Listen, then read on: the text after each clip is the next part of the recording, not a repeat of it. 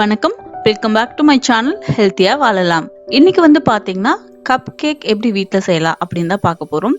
ரொம்ப ரொம்ப ஒரு டேஸ்டான ரெசிபி, குறைவான பொருளை வச்சு ரொம்ப டேஸ்டா சீக்கிரமா செய்யக்கூடிய ஒரு ரெசிபி. அதாவது 15 நிமிஷத்துலயே நம்ம இந்த கேக் வந்து தயார் பண்ணிடலாம்.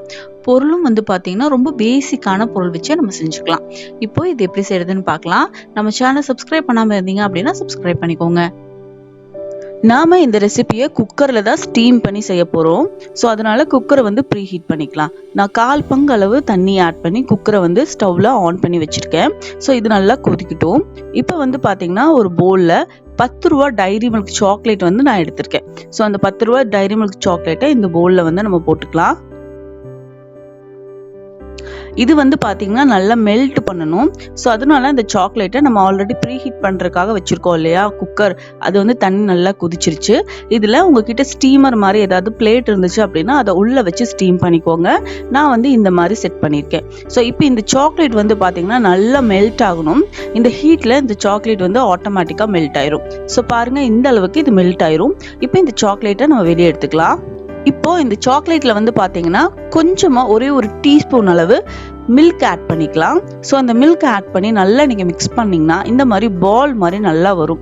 ஸோ இதை வந்து நீங்க ரெடி பண்ணி எடுத்து வச்சுக்கோங்க. இதுக்கு அடுத்த ஸ்டெப் வந்து பாத்தீங்கன்னா ஒரு மிக்ஸி ஜார் எடுத்துக்கோங்க. மிக்ஸி ஜார்ல வந்து நான் 10 ரூபா பாக்கெட் ஓரியோ பிஸ்கெட் 2 எடுத்திருக்கேன். ஸோ அந்த 2 பாக்கெட்டில் இருக்க பிஸ்கெட்டையும் எடுத்து நல்லா பவுடர் பண்ணி எடுத்து வச்சுக்கோங்க. ஸோ இந்த மாதிரி நல்லா ஃபைன் பவுடர் பண்ணி ஒரு பவுலுக்கு நம்ம ட்ரான்ஸ்ஃபர் பண்ணிக்கலாம்.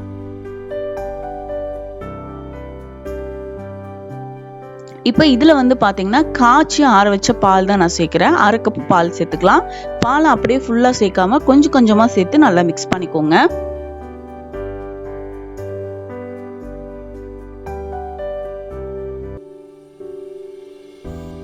கட்டி இல்லாத மாதிரி இந்த கன்சிஸ்டன்சில இருக்கிற மாதிரி நல்லா மிக்ஸ் பண்ணிக்கோங்க. இப்போ வந்து பாத்தீங்கன்னா நான் ஒரு கப் எடுத்திருக்கேன். இந்த கப்ல உள்ள வந்து ஆயில் அப்ளை பண்ணிருக்கேன். நமக்கு ஒட்டாம இருக்கணும் அப்படிங்கிறதுக்காக நான் ஆயில் அப்ளை பண்ணிருக்கேன். இப்போ இதுல வந்து நம்ம மிக்ஸ் பண்ணி வச்சிருக்கோம் இல்லையா பிஸ்கெட் கலவை, அதை வந்து இதுல ஊத்திடலாம்.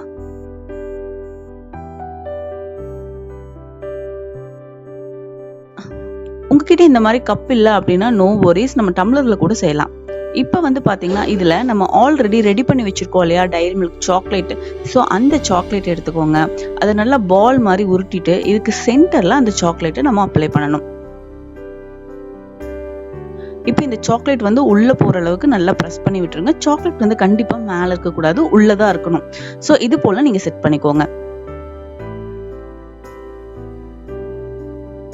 இப்போ வந்து பாத்தீங்கன்னா நம்ம குக்கர்ல இருக்க தண்ணி வந்து நல்லா பாயில் ஆயிடுச்சு. இதுல ஸ்டீமர் பிளேட் நீங்க வச்சுட்டு நம்ம ரெடி பண்ணி வச்சிருக்கோம் இல்லையா கப் கேக், ஸோ அதை அப்படியே அந்த கப்போட எடுத்து இங்க வச்சிடலாம். இப்போ இது வந்து பாத்தீங்கன்னா மூடி வச்சிருங்க. 15 நிமிஷத்துல மீடியம் ஃப்ளேம்ல இருந்தாலே போதும், ஹை ஃப்ளேம் அவசியம் இல்லை. 15 நிமிஷத்துல கேக் வந்து தயாராயிடும். 15 நிமிஷத்துக்கு அப்புறம் இந்த கேக் வந்து நம்ம எடுக்கலாம். இது வந்து பாத்தீங்கன்னா நல்லா கூல் டவுன் ஆகணும், ரொம்ப ஹீட்டா இருக்கும். ஸோ அதனால ரூம் டெம்பரேச்சர் வர வரைக்கும் நீங்க வெயிட் பண்ணுங்க. ஸோ பார்க்கவே சூப்பரா கலர்ஃபுல்லா இருக்கு பாருங்க. இப்போ இந்த கேக் உள்ள எப்படி இருக்கு அப்படின்னு நம்ம எடுத்து பார்க்கலாம். வாவ், சூப்பரா இருக்கு பாருங்க.